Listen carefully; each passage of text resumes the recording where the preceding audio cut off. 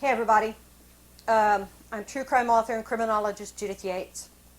I'm the author of a book called Bullied to Death, which is the story of Cherokee Harriman, who in 2015 took her own life due to bullying in part. She was only 14 years old, and because of this, I felt the need to speak to you today on the case of Daisy Coleman. This case has hit me like a ton of bricks, and I've been walking around my house here like a almost zombie-like a lot of times. And so finally today I put aside everything that I have to do because I just felt the need to talk about this publicly.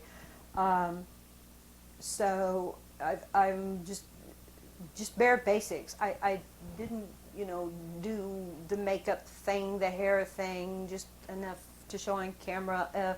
If you don't need, if you don't know about the Daisy Coleman case, you need to look it up. If you don't know about it by now, then you need to. This case has just punched me in the heart. It's punched me in the head. This beautiful young girl with so much going on, these beautiful young people who aren't even old enough to vote, who aren't even old enough to take a driving test, and instead of doing what they should be doing, could be doing, their parents, their families, their loved ones are picking out a casket for them. Christ, there's something wrong with this, okay? I've already written a blog about what I feel like we need to learn from this tragedy. We're missing the mark here, okay? We're missing the mark. And there's some things that we need to take from this tragedy because, I always feel like from bad we need to learn something to create the good. And I'm not going to go over and reiterate what we need to learn from this.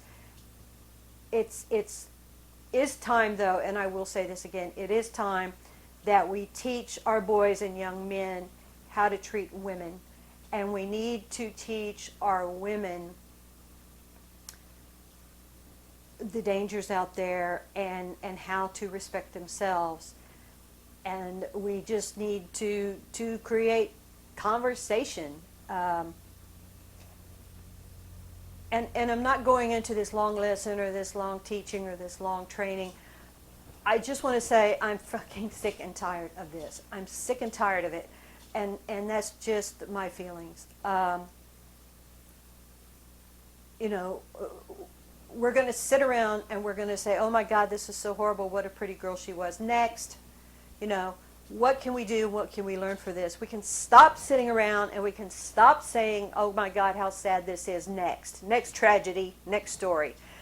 We can do something about it. We can donate our time. Write a letter. Election year's coming up. Instead of making jokes, why don't we write letters? Why don't we write our congressmen? Why don't we work on changing some laws and some rules? Talk to our schools. Vote, for God's sakes. And there's nobody worth voting for. Bullshit. Get out there and learn. Learn what the issues are. Donate your time, okay? Even if it's just 5 minutes to talk to somebody, all right? Talk to a child.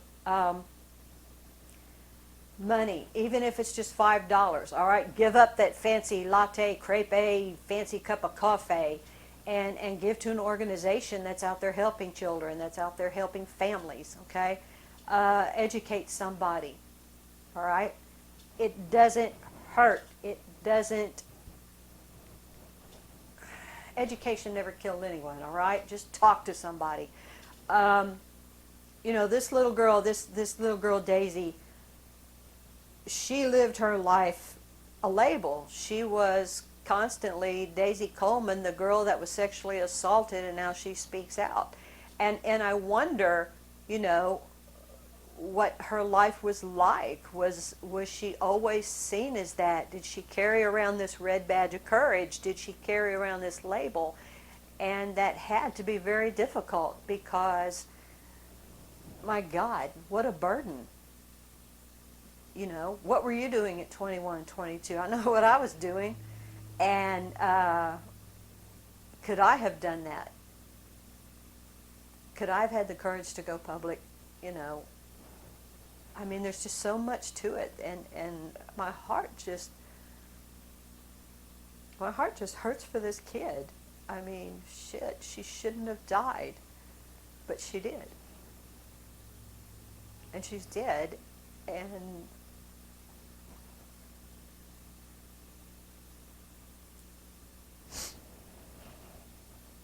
I look at these videos, and I just, her and Audrey from the Audrey and Daisy video that's so excellent, these beautiful little girls, and you think, what the hell, you know? And the perpetrators are out there walking and talking, and then you wonder, should their lives be ruined because of a moment, 5 minutes, 20 minutes of stupid judgment, and it just perpetrates, and these beautiful little kids are out there.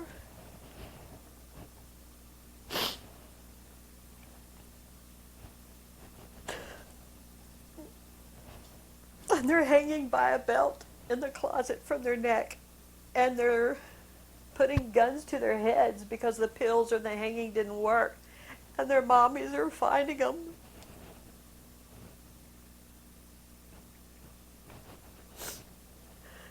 And I have a stepdaughter in her early 20s, and Jesus, I can't imagine finding her laying frozen to the ground.